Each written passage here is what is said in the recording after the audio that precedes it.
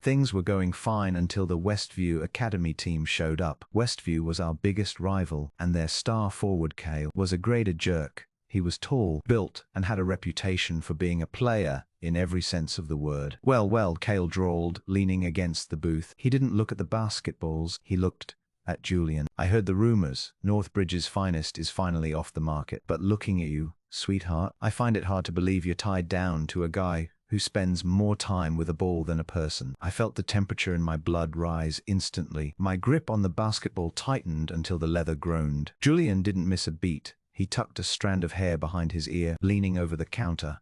Mason is very attentive, Cale, in ways you wouldn't understand. Cale laughed, reaching out to flick Julian's collar. Is he? Because if you ever get bored of the jock lifestyle, I could show you how we do things at Westview. I've got a car that costs more than this entire booth. I have 2 of those cars, Julian said sweetly, his voice dropping to a dangerous purr. And they're both parked at Mason's house. Cale's face soured, but he didn't back off. He stepped closer to Julian, lowering his voice. Money isn't everything. Maybe you just need someone who knows how to handle a guy like you. The explosion. I didn't think. I didn't plan. I dropped the ball and was across the booth in 2 strides. I didn't care about the fake rules or the crowd. I just knew that Cale's hand was too close to Julian, and his eyes were looking at my best friend like he was a prize to be won. I stepped between them, my 6'3" frame looming over Cale. I placed a heavy hand on the counter. Effectively, Julian behind me. He said he's not interested. I growled.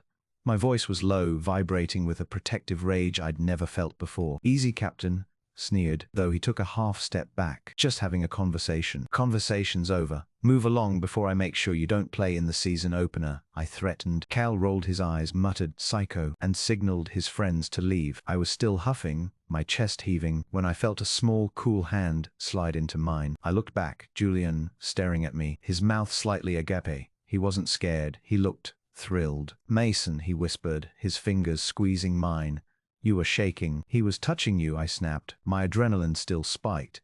I don't care if it's a fake relationship or not. Jules, nobody talks to you like that. The proof. There they are. A familiar, shrill voice cut through the moment. Yuri appeared from the crowd, looking suspicious. She'd been following us all day like a shadow. I saw that, Mason. Very protective, she said, crossing her arms.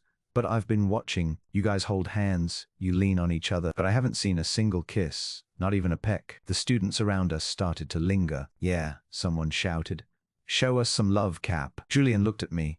The bravado he'd had with Cale was gone, replaced by a flickering uncertainty. He looked vulnerable. We don't have to, I whispered to him. She won't stop until we do, Julian replied, his voice barely audible. He looked at Yuri, then back at me. He stood on his tiptoes, his hands coming up to rest on my shoulders.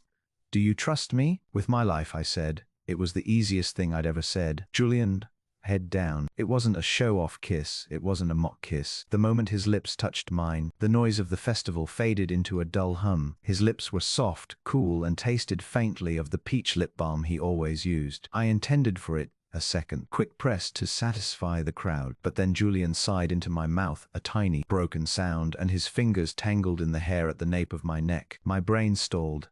My heart did a slow, heavy roll in my chest. I stopped acting. I wrapped my arms around his waist, pulling him so close there wasn't a breath of air between us. I deepened the kiss, my tongue grazing his lower lip, and I felt Julian shiver against me. When we finally pulled apart, the crowd was cheering, and Yuri looked like she'd swallowed a lemon. But I couldn't look at them. I could only look at Julian. His eyes were blown out, his lips slightly swollen, and he looked like he'd just seen a ghost. Mason, he breathed. We proved it, I said, my voice sounding like it belonged to a stranger. I turned and walked away toward the equipment shed, my hands shaking. I needed to be alone. I needed to figure out why. For a split second during that kiss, I'd forgotten that there was anyone else in the world, and why I wanted to go back and do it again. Chapter 5, The Silent Treatment. For 72 hours, I was a ghost. I became an expert at the pivot. If I saw Julian at the end of the hallway, I suddenly remembered a book I'd left in my locker. If he sat down at our usual lunch table, I'd already be standing up, claiming I had an extra film study session with Coach. It was cowardly. I knew it.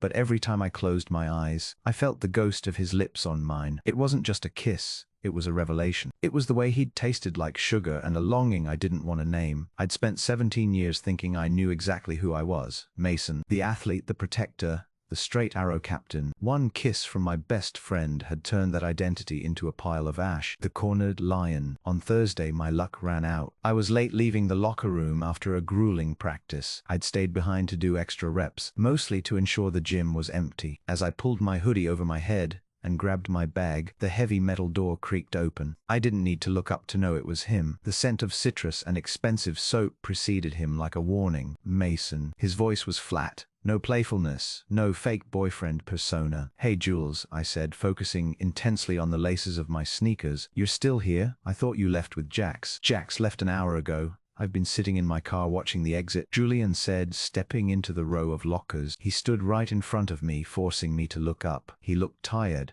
There were faint circles under his eyes, and his usual perfectly styled hair was a bit messy, like he'd been running his fingers through it all day. "Why are you running?" he asked. "I'm not running. I'm busy. The playoffs are—" "Don't you dare give me the playoff speech," Julian snapped, his voice echoing off the tile walls. "You haven't looked at me in 3 days. You haven't texted me back. We are supposed to be dating. Mason, if you go cold now, everyone, including Yuri, is going to know it was a lie." "Maybe it should be over," I muttered, finally standing up to my full height. Julian flinched as if I'd slapped him. "What?" "The kiss, Julian. It was too much." I exploded, the frustration of the last few days finally boiling over. "We were supposed to prove a point. Not whatever that was. I don't know how to act around you anymore. I don't know how to be your friend when I can't stop thinking about how you felt against me." Julian's expression shifted.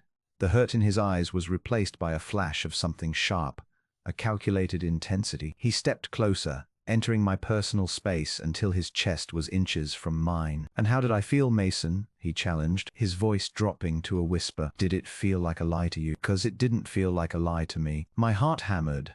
I was trapped between the cold metal lockers and the hottest fire I'd ever encountered.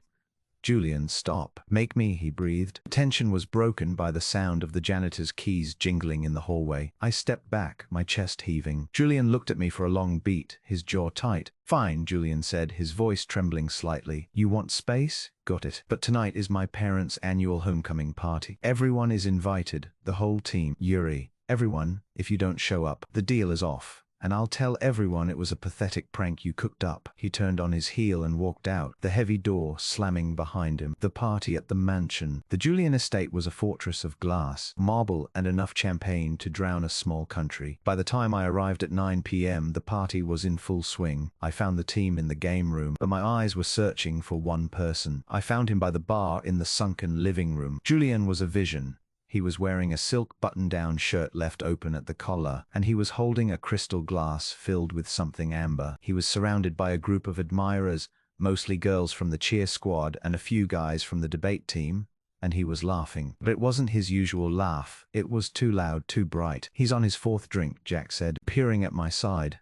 I've never seen Jules drink like that. He's usually the 1 glass of wine type. I felt a pit of guilt form in my stomach. I'd done this. My silence had pushed him to this. As the night wore on, Julian got progressively more reckless. He was dancing on the edge of the pool, his movements loose and fluid. At one point, I saw a guy from the drama club put a hand on Julian's waist, and Julian didn't pull away. He just leaned back and laughed, his throat exposed. I couldn't take it anymore. I marched over, weaving through the crowd. I grabbed the drama guy's hand and removed it from Julian's waist with a firm, silent glare. The guy took one look at my face and vanished into the crowd. "Time to go, Julian," I said, grabbing his arm. Julian turned, his eyes glazed and unfocused. When he saw it was me, a slow, lopsided grin spread across his face. "Oh, look who it is. The captain, the great, disappearing Mason," he slurred, stumbling forward. I caught him, his weight falling heavily against my chest. He smelled like expensive whiskey and the same peach bomb from the festival. "You're drunk," I sighed, hooking his arm over my shoulder. "I'm not drunk," he pouted, his lower lip quivering. He reached up, his fingers fumbling with the fabric of my shirt. "I'm just honest. I'm very honest right now. And I think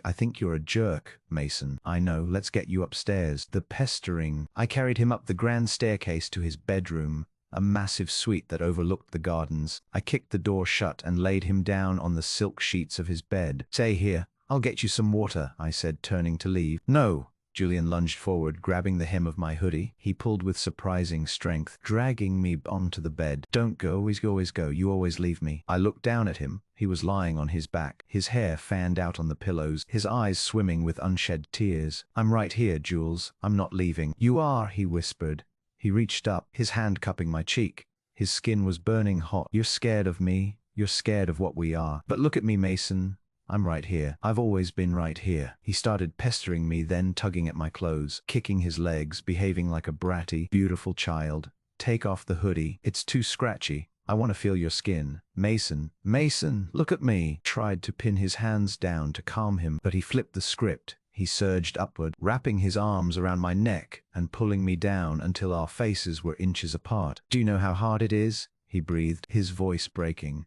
"To act like I'm faking when I've been in love with you since we were 10. Do you know how much it hurts to hear you call it too much?" The world stopped. The music downstairs muffled into a heartbeat. "Julian, shut up," he whispered, his eyes fixed on my lips. "Just for once, don't be the captain. Just be mine." He didn't wait for an answer. He pulled me down into a kiss that tasted of alcohol, desperation, and a decade of silence. And this time there was no crowd to prove anything to. Chapter 6. The weight of a whisper. The morning light in Julian's bedroom was unapologetic. It cut through the sheer floor-to-ceiling curtains like a blade, hitting the white marble floors and bouncing straight into my aching head. I was sitting in an armchair across from the bed, still wearing the clothes from last night. I hadn't slept. Not really. How could I? Every time I closed my eyes, I heard his voice. "I've been in love with you since we were 10. The words were a physical weight in the room. I looked at Julian. He was buried under a mountain of charcoal grey silk sheets, only the top of his head visible. He looked so small in that massive bed. For years I'd seen him as the prince of this school, the guy who had everything. But last night, he'd sounded like someone who had nothing. The sheets shifted. A groan echoed from the pillows. Julian emerged, squinting against the light. He looked a mess. His hair was a bird's nest, and his skin was pale. He sat up slowly, clutching his head. "Ugh, did a bus hit me?" "Close. 4 glasses of scotch and a bottle of champagne," I said, my voice sounding raspy. Julian jumped, his eyes snapping to mine. He hadn't realized I was there. He pulled the sheets up to his chest, a flash of panicked recognition crossing his face before he smoothed it over with a practiced mask. "Mason, you stayed. I couldn't exactly leave you to drown in your own pool," I said, standing up. My legs felt like lead. I walked over and handed him a glass of water and 2 aspirin I'd found in his bathroom earlier. He took them, his fingers brushing mine. He flinched just a tiny bit, and my heart sank. "How much?" he swallowed, staring into the water glass. "How much of a disaster was I?" I watched him closely. I needed to know if he remembered. If he remembered the confession. If he remembered the way he'd pulled me down and told me he'd been waiting for me since we were kids. "You were a handful," I said carefully. "You tried to fight the drama guy. You complained about my scratchy hoodie. And you talked a lot." Julian's hand froze with the glass halfway to his lips. What did I say? The air in the room became thin. I could tell him. I could end the fake part of this right now. But as I looked at the fear in his eyes, the genuine, raw terror that he'd exposed himself, I realized I wasn't ready. If I confirmed it, I had to know what my answer was. And my brain was still a chaotic mess of basketball plays and the memory of his mouth on mine. "You said I was a jerk," I lied. "It felt like a sin. And you said you hated the way I've been avoiding you. You told me to stop being the captain and just be your friend again." Julian let out a breath so long and shaky it sounded like a sob. He slumped back against the headboard, his eyes closing. "Yeah, that sounds like me. Drunk honesty is brutal." He didn't remember. Or he was relieved I was giving him an out. The new routine. The space I'd tried to create in Chapter 5 was gone. It was replaced by something much more dangerous. Observation. Now that the seed was planted, now that I knew or thought I knew how Julian felt, I couldn't stop seeing things. We were back at school on Monday. The fake dating was in full swing because Yuri was practically stalking us, trying to find a crack in our story. But everything felt different to me. "Mace, you're staring again," Julian said, nudging me with his shoulder as we walked toward the cafeteria. "I'm not. Though I was looking at the way he'd tucked his shirt in. He'd started wearing slightly more fitted clothes, expensive, tailored pieces that emphasized the line of his waist and the length of his legs. When he moved, he did it with a deliberate, cat-like grace. He was showing off. He was doing exactly what he'd planned, showing me he was the better option. And God, it was working. "Hey, look," Julian whispered, nodding toward the entrance. Yuri was there, talking to a group of girls, but her eyes were darting toward us every few seconds. Julian didn't wait. He slid his hand into mine, but he didn't just hold it. He ran his thumb over my knuckles, a slow rhythmic caress that sent sparks straight up my arm. He leaned his head against my shoulder as we walked. "Is this okay?" he murmured, his voice low enough that only I could hear. "Yeah," I said, my voice thick. "It's fine, Jules. You know," he said, looking up at me through his lashes, "if we're going to keep this, we should probably do something special this weekend. A real date where people can see us. My family's cabin at the lake. It's private, but we can take some photos for the gram. Make it look like a romantic getaway." "Just the two of us?" I asked. "Just the two of us," he confirmed. The mirror. That afternoon, I found myself in the weight room alone. I was doing bicep curls, staring at my reflection in the mirror, but I wasn't seeing my muscles. I was seeing the way Julian looked at them. I realized I was changing too. I was becoming hyper-aware of how I presented myself to him. I was checking my breath, making sure I wore the cologne he liked, and finding excuses to touch him back. I wasn't protecting him from Yuri anymore. I was protecting the bubble we'd built. As I set the weights down, I caught a glimpse of a hickey on my neck, a faint, fading purple mark from the night of the party. Julian had left it there when he'd pulled me down. I hadn't covered it up. I touched the mark, a slow smile spreading across my face. "Just be mine," he'd said. "I think I already am, Jules," I whispered to the empty gym. "I just haven't told my brain yet." Chapter 7. The Heat of the Cold Lake. The drive to the Julian family's lake house was 3 hours of unbearable, localized gravity. Every time I shifted gears, my hand would brush Julian's knee. Every time a song he liked came on the radio, he'd hum along, his voice vibrating in the small space of the cabin, making the hair on my arms stand up. "You're unusually quiet," Julian said, looking out at the pines as we entered the mountain pass. "Missing the gym?" "Just thinking about the game plan," I muttered. "Mason, we're off the clock," he laughed, reaching over to pat my hand. He left his hand there, resting on top of mine on the center console. "No Yuri, no basketball team, no expectations. It's just us." That's the problem, I thought. Without the audience, the fake part of this felt like a thin veil being shredded by the wind. The display, the lake house to cabin. It was a glass and cedar masterpiece perched on the edge of a private cove. The water was crystal clear and ice cold, reflecting the deep blue of the sky. As soon as we dropped our bags, Julian turned to me with a mischievous glint in his eyes. "First one in the water doesn't have to cook dinner. Jules, that water is freezing." Before I could finish, he was already peeling off his shirt. I'd seen him in the locker room 1,000 times. This was here, in the natural light, with the sun hitting the smooth planes of his back. He looked like a sculpture. He'd clearly been working on himself. His core was tighter, his skin glowing. He stepped out of his trousers, revealing a pair of short-fitted swim trunks that left very little to the imagination. Caught me looking. He didn't look away. Instead, he stretched, his arms reaching for the sky, arching his back in a way that highlighted every line of his body. "Coming, Mace?" he teased, throwing a wink over his shoulder before sprinting toward the dock and diving in. I stood there for a second, my heart thudding against my ribs. He was doing it on purpose. He was showing me exactly what I was dating. I stripped down to my trunk, my own body feeling bulky and heavy compared to his elegance, and followed him in. The water was a shock to the system, but it didn't do anything to cool the heat in my blood. The close quarters. We spent the afternoon on the dock. Julian had brought out a bottle of expensive white wine and a camera. "We need proof for the gram," he insisted. He moved close to me, sitting between my legs as I leaned against the dock's railing. He held the camera up, tilting his head until his temple rested against my jaw. He smelled like sunblock and lake water. "Smile, Captain," he whispered. I didn't smile. I looked at him in the reflection of the camera screen. My large, tanned hands looked resting on his pale shoulders. I looked at the way he leaned into me, his body seeking mine like a flower seeking the sun. "Mason," he said, his voice losing its playful edge. He turned in my arms, his face inches from mine. "You're doing it again." "Doing what?" "Looking at me like you want to break something, or like you want to keep me in a cage." I gripped his shoulders a little tighter. "Is it working?" "Is what working?" "Your plan. To show me you're the better option." Julian's breath hitched. He didn't deny it. He reached up, his wet fingers tracing the line of my jaw, his thumb lingering on my lower lip. "Is it?" I didn't answer with words. I leaned forward, my forehead resting against his. We stayed like that for a long time. The only sound the lapping of the water against the wood. The tension was a living thing. A wire pulled so taut it was humming. The storm. By evening the sky had turned a bruised purple. A sudden mountain storm rolled in, the wind howling through the pines and rain lashing against the floor-to-ceiling windows. The power flickered and then died, plunging the house into darkness. "Great," Julian sighed, though he didn't sound particularly upset.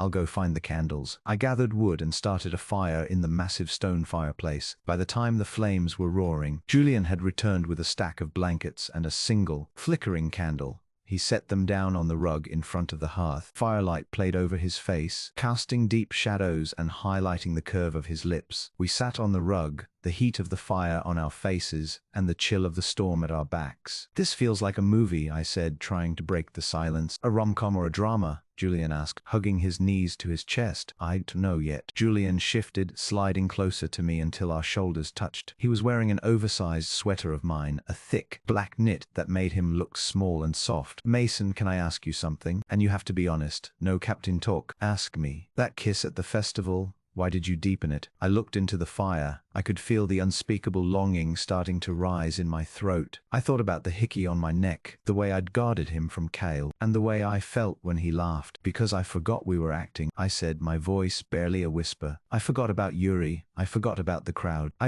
I wanted to know what he tasted like." Julian's hand found mine in the dark. His grip was almost painful, and I turned to him, the firelight reflecting in my eyes, and I haven't been able to think about anything else since. Julian surged forward, his hands grasping the front of my shirt, pulling me into him. This wasn't the slow, experimental kiss from the festival. This was desperate. This was years of suppressed feelings exploding in the dark. Tumbled him back onto the blankets, my body hovering over his, my hands finding the skin beneath his sweater. He groaned into my mouth, his legs wrapping around my waist, pulling me closer, as if he wanted to merge into my very bones. "Mason," he gasped against my lips. Don't stop. The storm raged outside, but inside, the only thing that mattered was the friction of our skin and the realization that the fake part of us had died a long time ago.